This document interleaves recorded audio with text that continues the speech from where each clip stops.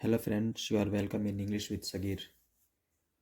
Last class में हम लोग आर्टिकल देखे थे। आर्टिकल का डिफिनेशन क्या है, आर्टिकल कितने तरह के होते हैं, आर्टिकल्स के काइंड क्या है, इस चीज़ पे बात किए था। इसी को आगे बढ़ाते हुए आज हम लोग देखेंगे आर्टिकल ए एन और द का मीनिंग क्या होता है, हम लोग इसका यूज़ किस तरह से करते हैं और इसका यूज़ हम लोग कब करेंगे, कॉन्सोनेंट के साथ या वोवेल के साथ, किस साउंड के साथ यूज करेंगे हम लोग, और इसका प्रोनाउंसिएशन हम लोग देखेंगे।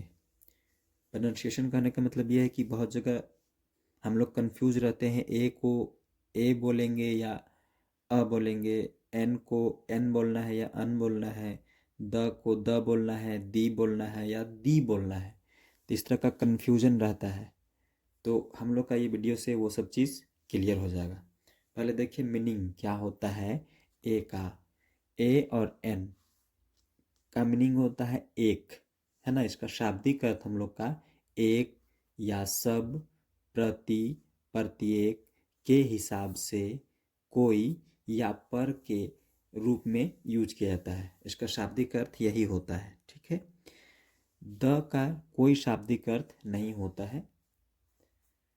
आगे हम लोग का ए और एन जो है ये हम लोग का एडजेक्टिव है। मॉडर्न इंग्लिश ग्रामर में ए एन और द ये तीनों हम लोग का एडजेक्टिव कहलाता है, ठीक है। तो ये हम लोग का वन का वीक फॉर्म है, ठीक है। ए और अन वन का वीक फॉर्म है, और द है ये भी एडजेक्टिव है। ये दिस और दैट ये भी एडजेक्टिव ही है, वन भी एडजेक्टिव है। तो दिस और दैट का वीक फॉर्म है, कमजोर रूप है, ठीक है। इंग्लिश अल्फ़ाबेट आप लोग को पता होगा 26 है ना। ABCD A to Z कितना है 26। तो उसको दो पार्ट में हम लोग डिवाइड करते हैं। एक होता है हम लोग का वोवेल और दूसरा होता है कॉन्सोनेंट। वोवेल हम लोग का 5 है और कॉन्सोनेंट हम लोग का कितना है 21। वोवेल हम लोग का A E I O U ये हम लोग का वोवेल है। और ये 5 को छोड़ के बाकी जो बचता है हम लोग का BCDFGHJKLMNO नहीं, वो तो यहाँ जाएगा, PQRSTVWXYZ ये हम लोग का कॉन्सोनेंट आ जाता है, जिसकी संख्या जिसका नंबर 21 है, ठीक है। तो हम लोग को मेन आर्टिकल में कॉन्सोनेंट और वोवेल इसी का साउंड के बेस पे हम लोग आर्टिकल का यूज़ करते हैं। अगर आपको वोवेल और कॉन्सोनेंट का साउंड पता करना आता है तो आपका आर्टिकल यूज़ करने में कोई दिक्कत, कोई परेशानी नहीं होगी। तो कॉन्सोनेंट साउंड जो होता है, कॉन्सोनेंट साउंड स्टार्टिंग नाउन के पहले द को द पढ़ा जाता है, ठीक है, द। और वोवेल स्टार्टिंग नाउन से पहले जो होगा तो उसको हम लोग दी पढ़ेंगे, द को क्या पढ़ेंगे, दी पढ़ेंगे। समझ में आया। जैसा कि आपको मैं पिछले क्लास में बताया था कि मतलब नाउन से पहले हम लोग आर्टिकल का यूज़ करते हैं, ठीक है। कोई भी नाउन होगा तो नाउन से पहले आर्टिकल ए एन या द का यूज़ करते हैं। तो जब कभी भी कॉन्सोनेंट स्टार्टिंग नाउन आएगा, ठीक है, कॉन्सोनेंट स्टार्टिंग नाउन आएगा और उससे पहले अगर द आता है तो उसको हम लोग द प्रोनाउंस करेंगे, ठीक है। उसी तरह वोवेल स्टार्टिंग नाउन जो होगा, ठीक है, जैसे अंट है ना, तो अंट हम लोग का क्या है, वोवेल साउंड से आ रहा है। तो वहां पे हम लोग द को क्या पढ़ेंगे, दी पढ़ेंगे, क्या प्रोनाउंस करेंगे, दी, ठीक है। आगे देखिए हम लोग का उसी तरह से है। नाउन्स पर जोर डालने के लिए भी द को दी पढ़ा जाता है, ठीक है।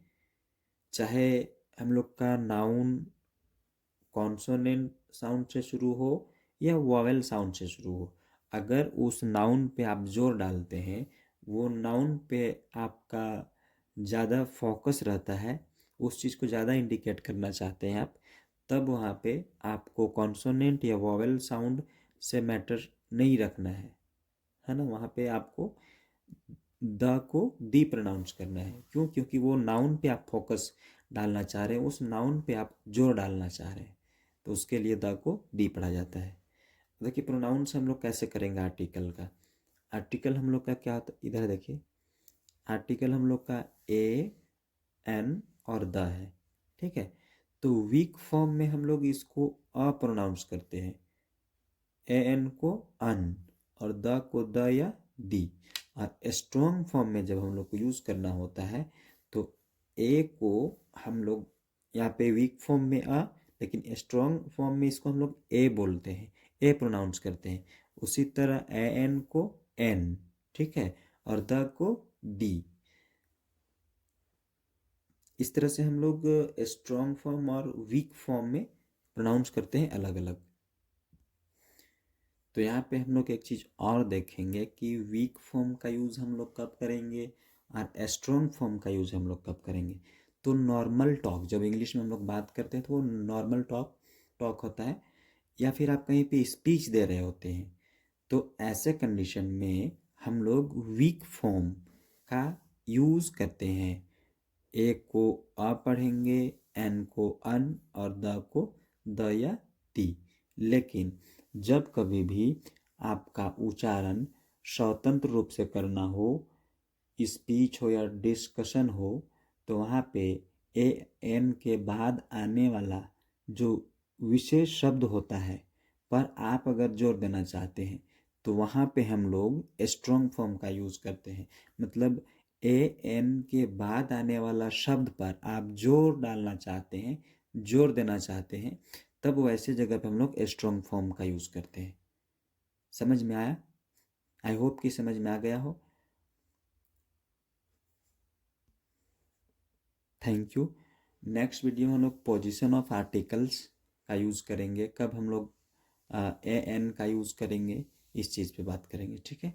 Thank you very much.